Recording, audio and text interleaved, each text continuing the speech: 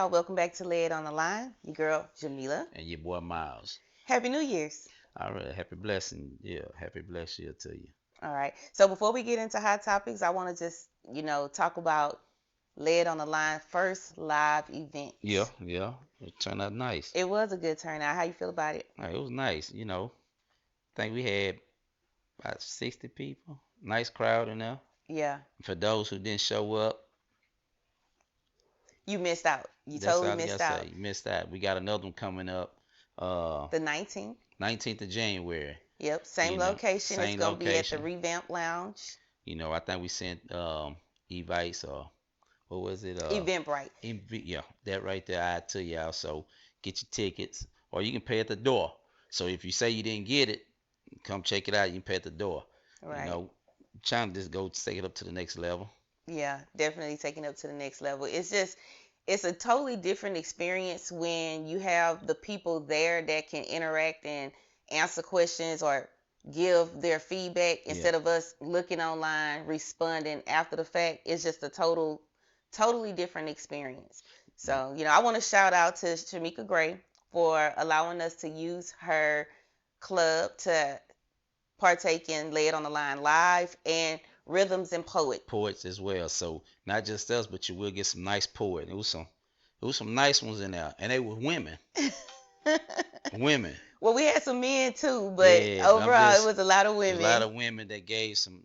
They said some stuff had me like, oh, okay, I likes that. So I try to give y'all a little short footage of it, but if you say you rock with us, show your love and come show it. Yeah, show up, show out. Yeah. Rhythm and Poets. Just the official invite. You are officially invited to Lay It on the Line live podcast and Rhythm and Poetry, January 19th, 8 o'clock sharp at Revamp Lounge, HOOKAH Lounge in Greater North Houston. If you guys already follow us on Facebook, you can find the information and more details. We also have an Eventbrite.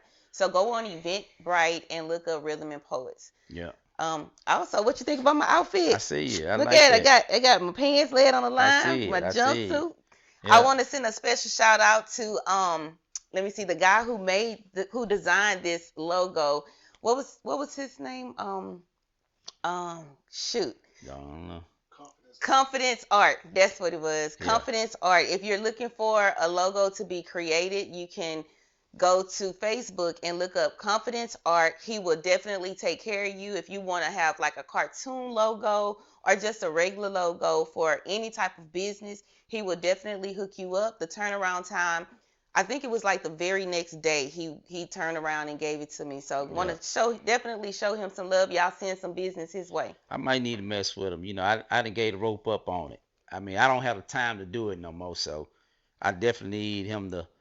I got my logo, but I need him to do something else for me. I need to add to it. Yeah, he could definitely do that. I need to add a cartoon character that I want to put with it, because that's what I'm gonna start using to put on my stuff whenever I put jump on versus to my shirts. He'll hook you up. Yeah, I'm gonna have to mess with him. I know what I want. I'm gonna throw it to him, tell him how I want it, and let him put it together. That save me the hassle. Now, if you tell him what you want, he would definitely appreciate that, because he always asks like, what is it that you're looking for? But you need to learn how to delegate. You be doing like 50 million different jobs at one time, like a little Hebrew slave. Yeah, I gotta slow it down. So sometimes I lose interest, but here and take it is. That's why it's other people. I leave that to people who had a spare time, who put all their time and effort into that. That's their main job. Yeah. I used to be like that, but I be all over. I put my hand in somewhere. So a lot of times, some other things outweigh what I need to be doing. So that there to me, if I do one or two here and that's it, but I'm not really into it no more. I don't have the patience to sit there. I used to go to Miles to get my things printed out, but Mr. Miles, as y'all can see, he be missing in action because that man be on the road. He be doing all kind of stuff. He is just a busy man. So let's jump into these hot topics. You already know what's trending right now.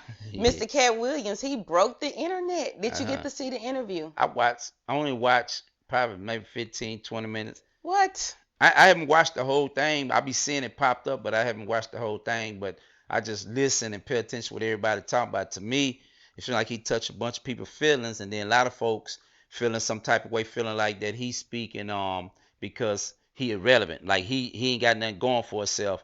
And my thing about that is people always think or seem to think that people always gotta come up with something to make themselves relevant back in today's society. You know, it's just like, you know, if a person look one way and they tell you something, you believe them. But if a person look another way and they tell you something, you won't believe them. You know what I'm saying? That's because people want to believe the negative. Do you notice, like, everybody on Facebook that's commenting or on Instagram, they all got something negative to say, or they only paid attention to the shade that they thought that he was throwing. Yeah. But he says, I really want you to take some time. When you go out on the road, you don't have to watch it. Just listen. Let it play in your ear and listen to what he says. It's like almost a 2-hour interview. Yeah. But when I tell you, that man had so much positive things to say, and I learned so much about him that I can't believe that the only thing that they're focusing on is what they think he lying about. That's people. Katt Williams say he read, what, 3,000 books a year? And what's wrong with people believing that a person can't do that? They don't want to believe it because I guess they feel like he's somebody that is not capable of reading 2 books a day. But at the end of the day, when I'm sitting there listening to him in that interview, Pookie, he said so many words that I had never even heard. I don't sit around and read books all day, you know, but the fact that he said that he read so many books and the way that he was able to articulate his words, I just don't see how it's so easy for somebody to believe that he's incapable of reading so many books. Man, it's a lot of people. It's a lot of smart people out here in this world. But people always look at you and assume by how you look, by your appearance, that you're not educated or you're not smart. Like, you have people who actually sit down and that's how they educate. They read books and really get into that. Yeah. Because books tell you a lot about a lot of things.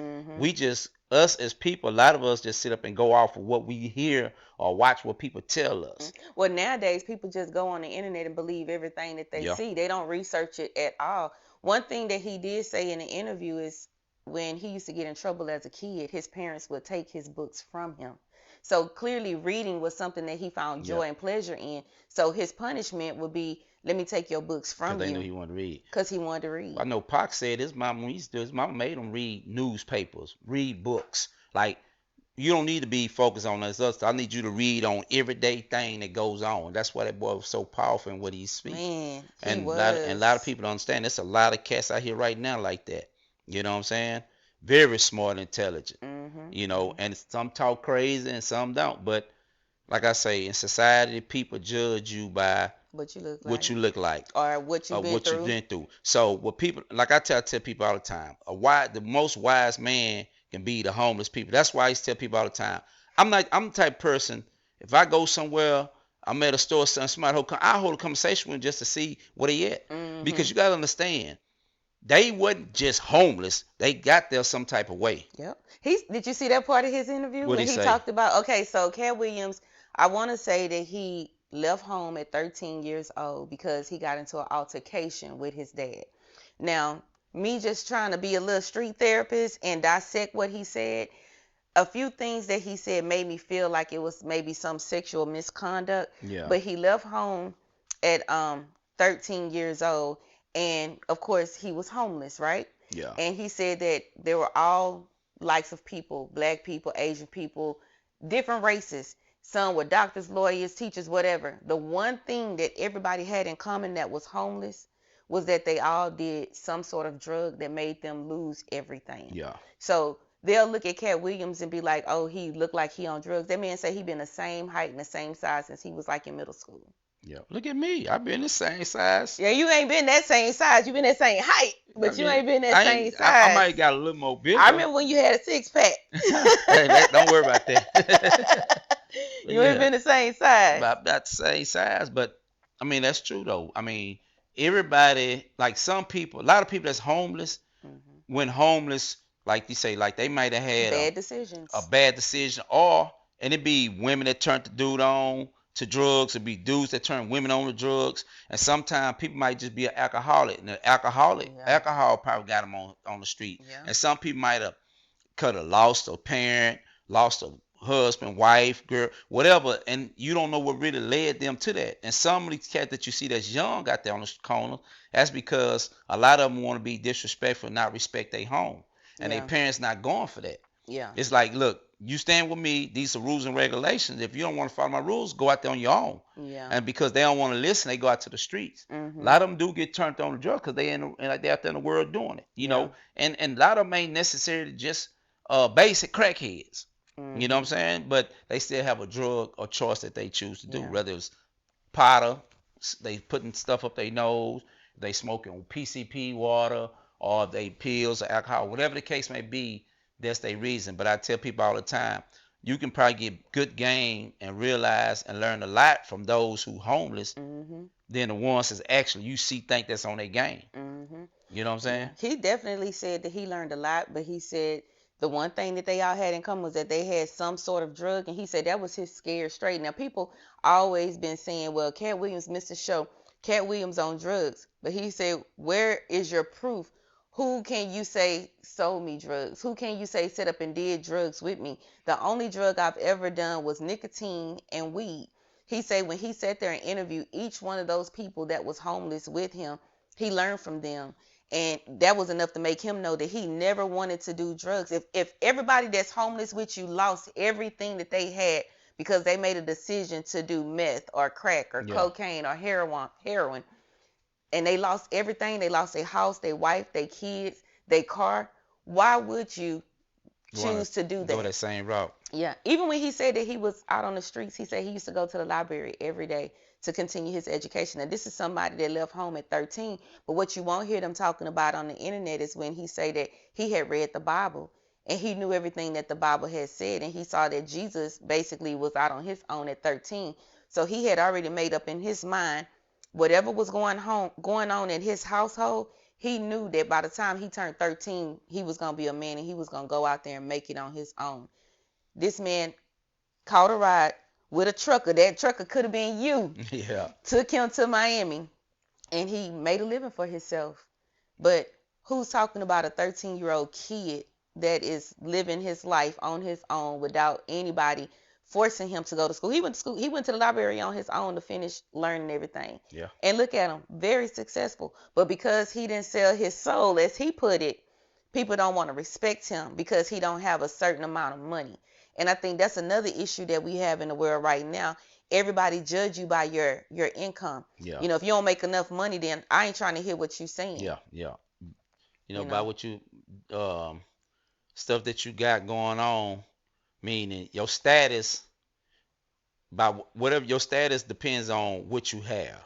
And that's how a lot of people doing. So they, like I said, go on. So you know how you see so many people you see on social media, like you see cats, they'll post, they run around in all of the luxury cars, they wearing the top brand suits and diamond jewelries and all that, and they tell you, hey, this, I can show you how to make this money, I can do this is what I got going on. And then you find out they were scamming. They were scammers. But then sometimes people see that and they want to go to that and try to figure out what it is. But then you can take this same person that might ride around, he ain't even dressing or look that way, and be sitting here giving you straight knowledge and game. You be like, I ain't trying to hear because what he looking like. He don't know what he look. If that's the case, why he looking like this or why he got that? Because society tell you that you have to look a certain way, you have to be of a certain class in order for people to respect you. Billionaires don't even look. If you ever notice, it's a lot of billionaires, and we talking about the big brands. Like, matter of fact, Bill Gates, my big example. You don't see how Bill Gates be wearing? They be looking like bums half the time. You see what he be wearing though? Like he wear like straight in Walmart. I know a lot of them. It's another billionaire. I can't forget what he is, but he ride around in an old 2000 Cadillac. But you know, it's just us really that try to be flashy and live above our means or put self-worth on the material things that we have or what our bank account look like. But again, like you said, it's a lot of intelligent people, a lot of good-hearted people, a lot of people that you can learn from that don't walk around being all flashy and got to have jewelry and, you know, the luxury cars and stuff like that. And it's not wrong with it though. It's not wrong with it. If I feel like if you know you work hard and you want to show what you accomplish, that's cool. And you do it at your level. As long as you can afford it and stay within your budget. Within your budget. Like, I'm not no jewelry person. When you a watch person, that's You know what I'm jewelry. saying? Cause Yeah, I I wear be watch. checking, yeah, you I be wear a having gang. all kind of I wear a watches. gang of watches, but I'm not the jewelry type person. Don't get me wrong. When Like I was young, flashy yeah, like a person. long time ago, I used to wear the gold chains and all that. But The gold teeth. yeah, but but then I realized like I don't really like that attention. Yeah. Like I'd rather spend my money on like until I be able to have a bunch of invested, meaning I got a whole 2 or 3 neighborhoods in property or business real estate and business property and other things going on. Then and even then I still wouldn't be flashy. The only thing I will be doing, I buy more things to enjoy myself. Like now I travel Mhm. because that's what I want to do. I Yeah. do that because hey, I was a kid. It was a lot of stuff that I didn't get to do. This is what I do to enjoy myself. A Mhm. lot of people like to do. Everybody got their own way of doing it. Some people like to go to the club, buy sections, throw money, buy bottles, buy jewelry. That's cool. That's what they do. Yeah. I'm gonna take that money and I'm gonna travel and get about the state Yeah. because there's a lot to see in this world. And then to Yeah. make you realize, and when you travel, you realize like, damn, we got it made over here. Mhm. And then don't even know how good Yes. it is Yes. to really, to know where you at. What's your favorite place you traveled to? I don't even know. Everywhere I go, I ain't gonna. I guess You I just gotta have a favorite. I just seen that you posted something on it was TikTok. I was on TikTok and you came across my feed yeah. and you was sitting at a table. You probably was in Dubai because you had the little seatbelt Yeah, on. Was I was that in Dubai. Dubai? Yeah, So on a scale of 1 to 10, what would you rate Dubai on your traveling list? I'm gonna say this: Dubai is a nice place, but the time I went was during COVID, Okay. so it was a lot of stuff that I couldn't do because Mm, of COVID. yeah. So, cause I ain't gonna lie, when COVID hit, I did a bunch of traveling. Traveling was so cheap, I did a man. lot of traveling, and then where they wasn't letting too many people travel, a lot of folks didn't want to go. I'm like, I'm not for the, you ain't for to have me trapped in no house. Yeah. We ain't for, I'm for to get out and enjoy myself. Yeah. Yeah. So I did a lot of during COVID. Well, once they was able to open back up from COVID to Yeah. travel. So from then, what was that? That 1 year, hell, I was taking trips what down there 6 months out the year. You know what What I'm saying? Well, I know during the pandemic, like I say, the flights was really cheap. That's the year my son graduated. So Yeah, like I think I did Mexico when it first happened because that's when they started shutting it down right yeah, in because that was my birthday. I went to Mexico. But then I took my son to California. I got a trip to California. We paid $30 yeah. I for a ain't getting round it. trip ticket to I California. wish I got that, but my trip to Dubai, round trip, whole week, flight two, I paid 2 grand. That was just for the That flight. was for flight, stay, and everything. Oh, okay. I was gonna say that was kind of pricey. I paid 2 grand for 7 days, 5-star hotel, and well, I posted that on. You seen I had a big Yeah. old. I told you could have went on the cane. Yeah, I know. I think I had something else. Was Yeah, that what month did you go? that was in November, November. but that wasn't in the time code. That was what in 22 or I don't know, but 21. I remember when you told me Yeah, about it, you was 22. like, you had extra space there. Yeah, yeah. So it Yeah. was a big. It had a big old 2 bag. It was big. I paid Mhm. 2 grand for the week, but like I said, it was nice. Dubai. Basically, everywhere I went was nice. Dubai was nice.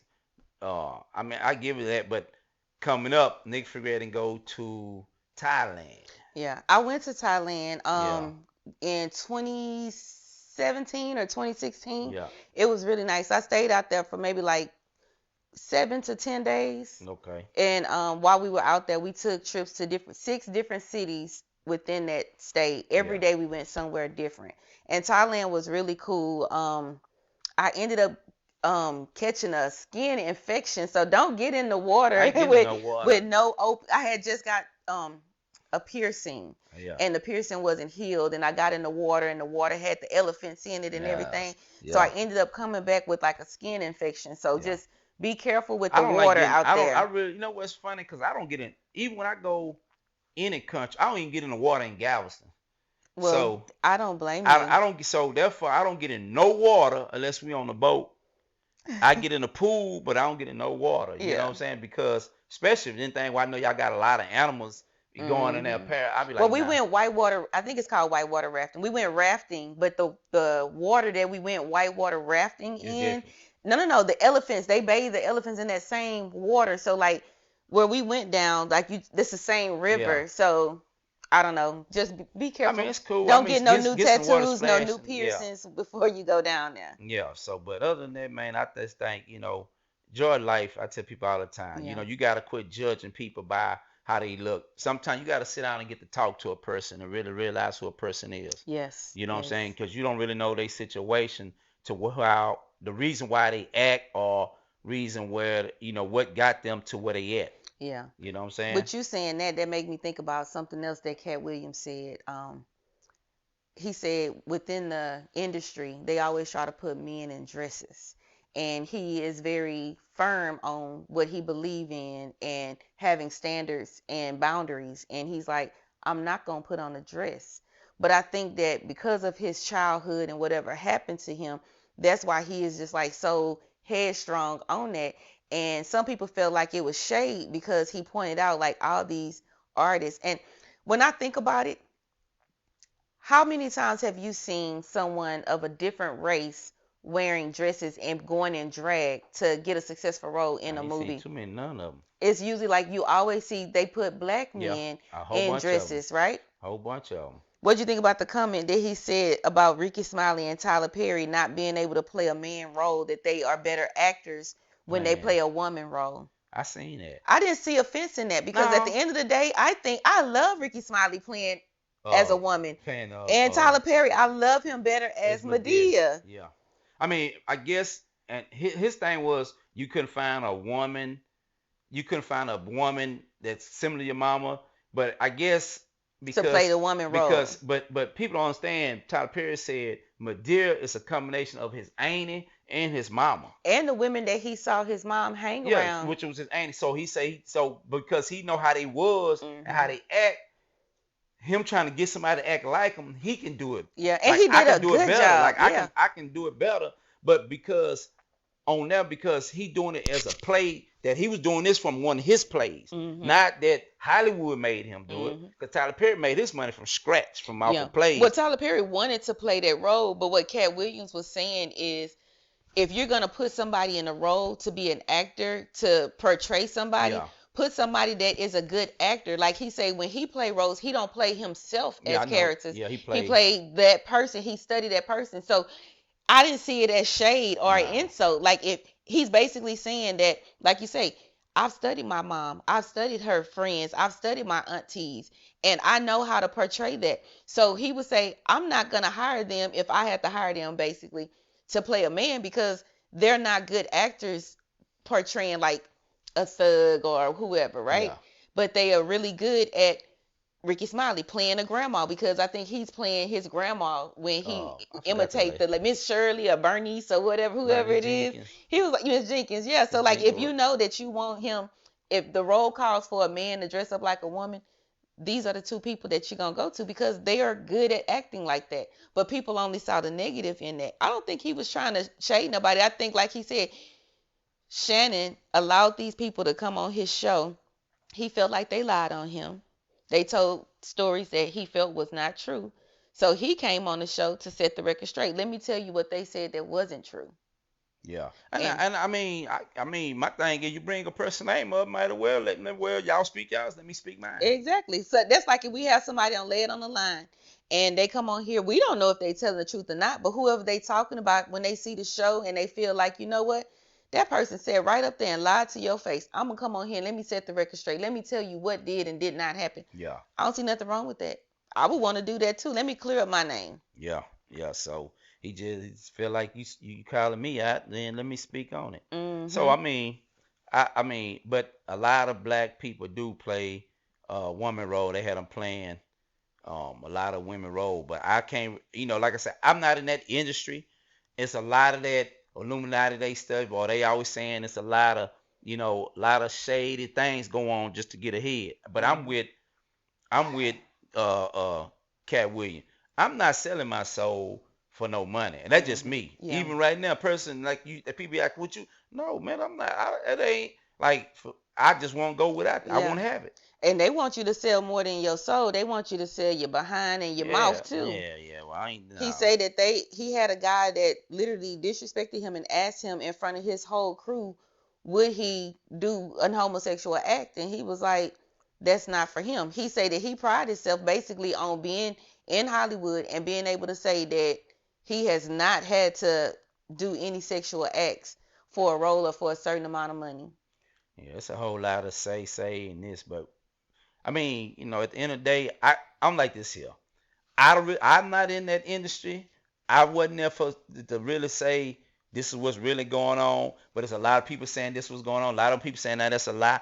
Because I'm not in it, I don't know. So all I can say is this is what they saying. Yeah. I don't want to take heed and say that's true and it's not. Well, it's coming from his mouth personally. But at the end of the day, all I'm gonna say, hey man, if that's what y'all feel y'all That's got your going truth. on, that's y'all figure that out. You know So what I'm let me saying? ask you this question right here. You got Puff Daddy, right? Yeah. And TD Jakes. They're saying that TD Jakes is, doing some things. Whether it's true or not, this is what I want to ask you. Do you feel like TD Jakes should be anywhere at a Puff Daddy party if you are a pastor? No. Unless he was doing this before he became a pastor. No, I don't think he was. They said that this was before he became a pastor. So at the end of the day, if I'm not saying what they're saying, the allegations are true, but as a pastor, I just feel like you still have to think, what would Jesus do? So why would you put yourself in a situation for somebody to even have those allegations about you? Why are you at a Puff Daddy party knowing that Puff Daddy have these swinger parties or these, Man, I'm tell you, a lot of them jokers in that pulpit, man, it's all for the money. That's all for the glamour. It's about the money. Some of them, yeah, they can preach, they can speak the word, but a lot of them, it's all about the money. I sit back sometimes, I look, sometimes they treat pastors like a pastor be like a pimp. Sometimes I be sitting back sometimes just watching. I be watching how folks be moving. I be like, I know he human though. Right. Y'all know that man human like we is. I understand you give him up respect because he the pastor, he give you the word. But y'all move like on a dime. He do it. Y'all like he a big I Mac just daddy. really hope that it's not true because like I listen to a lot of the sermons that he have that be online and Who that? TD Jakes. I ain't ever listened to him. I have, and the things that he say, they are beneficial. They're very positive, inspirational. Like I just really hate to see people tearing each other down. And like I said, if he's doing it, that's his prerogative. He has to, ask God for forgiveness or whatever. But I just hate when people spread all the negativity or all the bad things. Yeah, I mean, it is what it is. Like I give any pastor, if he a good pastor, a good preacher, man, I give it to him. Yeah. You know what I'm saying? You like Joel Osteen? Joe ain't seen no preacher. Well, he's a motivational speaker. That's pretty much what he is. But I think he's a preacher too. That's what he want. But if you think about it, I listen to him a couple times. Like I guess because when he speak, he'll say something like he'll do more of a story, just kind of inspire you. Like he'll say something like, yeah, Joshua 9, whatever. And he say, I'm gonna tell you, he say, one day me and my brother, we went up the hill, and my mama told me not to go up the hill. Why you sound just like him? And so we go up the hill, we chunking rocks and things, and I knew my mama catch it, we'll be in trouble, you know. Yeah. So I went on and when we realized that we're coming, we tried to take off and go. And that mind you right there, when Joseph went down to the river and pastored, you know what I'm saying? So he telling you a story, but at the same time, and then you got preachers that sit there and they read the Bible, and then they tell you, and then they'll give you the topic what they speaking on, and then they tell you. So if you listen, he said when Daniel went down and he went into the kingdom and he did this and he did that. But if you go back and he said that this, and then he'll go back and then the pastor go on, he say, and so this is like some of us, we want to do this and we want to do that. Like it's a totally two difference in the way how they speak it and get a message. You know what I'm saying? But if people like Osteen, like his daddy, when he started in Lakewood, over there on the north side, like his old man was really a preacher. But then I liked it because he started in the hood and he kept it going. And it just seemed like once he passed, he wanted to take over, and they bought this big church. Got the big old stadium. Now I feel like And there's nothing wrong with it. The only thing that I have about these mega churches, I wouldn't go to them or join them. Reason why I won't go to them is because I feel like it don't matter who you are. If you're a person and you go to church and you go to their church and you pay your tithes, regardless of how much you give, you should be able to sit where you want to sit. Yeah. When you go to them big mega churches like that, TD Dake, Lakewood, just go there early and walk down to the floor and see if you get down there. They gonna stop you. Well, let me correct you on that. Fallbrook is not like that. Now, I used to go to Fallbrook when they were a regular size church, but because the pastor over there, Pastor Mike Pender, he is such a good preacher. Even though he is a Cowboys hater, he hate on the Cowboys because he's like a New York Giants fan. When his church was small, I think because I don't know if it's because of his age or whatever, but like he just got a big congregation and the church kept growing and people started feeding into the church or whatever, and they had to build a bigger church. Now when you go to that big church right now that he have, you walk in, you can sit wherever is an open seat. You come as you are. They don't trip. And that's how I like it. But a lot of these churches you can't do that. Yeah, that's you sad. Walk down, they stop. And like guess because if you ain't spending money, you can't sit down here on this row. That's not cool at all. You know what I'm saying? So I see people, you go to Lakewood Church and you spending your money and you way up here. Yeah. I don't want to go to church. I like a big congregation, but I don't want to go to no church where the pastor don't know me. Exactly. That's the only thing that I don't like about some of the churches, because if I fall sick or ill or something happened to my parents, I need to be able to call you, Pastor, can you come pray for my mom? You know, like if I'm in hardship, I need to know this is a big mega church. I've been tithing. I need to know that you can help me when I need help, you know. And sometimes you don't get that with the big mega churches, but with the smaller churches, when you can have a personal relationship with the pastor, you get what you need. Yeah, you can still have a big congregation and still be a nice sized church though. I mean, people still and pastors still know you. Yeah. You know what I'm saying? Because I done been in a church that's big, nice congregation, but like they recognize. Matter of fact, it's funny because I backslid, but I actually went to church today, and when I walked in and when they were looking, they were like, well, one of the deacons like, yeah, you look very familiar. I said, that's me. And then a lot of the older members, because it's like it was a lot of older crowd that say like they looking across the way, looking at me, doing this here, looking at the league, give me the thumbs up. But like, after church, back. Welcome back. And then after church, they all want to give me a hug. Where you been? Where you? And I'm like, I backslid, but I'm here. We want to say yes. So I said it is. I mean, it is what it is. But I need to be able to go to a church. The pastor need to know me. Yes. And then your mother or somebody been going there for you, giving them money. And then I don't understand sometimes the church can be big, or the pastor might have other things he got to go do, and he might just can't preach for your funeral, which that's okay, but you can still have it there. Maybe you can get somebody because he have to travel. You get big church like that, nah, I can't do it. But my mom been giving you, charge you an arm and a leg. My mom been giving you money all her life here. You tell them you can't do it, but they'll do it to the ones that spending money. Right. So therefore, I'm not knocking them. I just don't fool with them. I don't go to their church. Right. I won't go to no Lakewood. I won't go see no TD Jakes. I won't go to whatever pastor that's big mega church, unless you have a school in that mega church. Yeah, and that's what Fallbrook have. Fallbrook has a school, daycare. They got a bookstore. They have all kind of stuff. Yeah, like give back as well. And some of them do, but some of them don't. Right. So we're gonna go ahead and wrap it up. Before we wrap it up, new year, new me, new resolution. What is your New Year resolution if you've made one? Yeah, my New Year resolution is I said I'm gonna stay consistent. I backslid. I was consistent, but I backslid. I'm gonna make sure I get my church in on Sundays, and then I definitely gotta stay on top of my gym game. Stay back in the gym. I be coming in, be bull crap, and stay on the gym. Mine's basic. Ain't nothing major. Just basically stay on my note. Make sure I hit church on Sundays. Yes, I can hold you accountable to that if you need an accountability partner. Make sure that I get on my gym game. Stay in the gym. And then I said I need to drink more water. I said I'm gonna try my thing. I said once a month, once every 4 months, every 3-4 months, once every 4 months, I'm gonna try to drink number water for that month. Like no juice, no soda, no alcohol. Water. That's a good goal. Now I need to. You know what I'm saying? I need to drink more just water straight too. Water. Like every time I drink, just water. Like water. Maybe I like orange juice and apple juice. When I eat breakfast, maybe I do that, but I want strictly water though. Like I don't need sodas, and that's just something I want to try to do. And it helps you though. You know what I'm saying? It's really good for your skin and keep us from. our skin drying and all that, your face, that's like got to do a lot of you breaking out. Yeah. But like mine's is real simple and easy. And another thing is, it ain't none of that. You know, you come to me for something, you better have some collateral. I need collateral. I'm like, Okay, so you learning how to say no this year. I've been saying no, but it's gonna be even more no. It's just a triple no. You want to get something from me? I need collateral.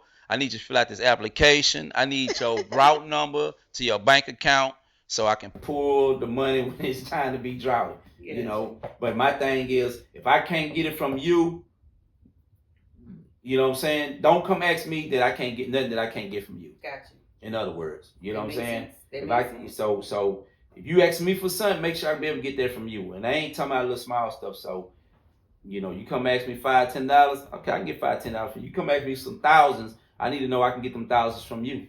Amazing. Other than that, all right. Can't New Year's resolution: drink more water, be consistent with church, and don't loan out nothing that somebody is not willing to loan to you. Exactly. All right, so we're gonna go on and wrap it up. Thank you for joining us at Lay It on the Line. We'll catch y'all next time. See you on the 19th. Yeah, come check us out. Don't be late.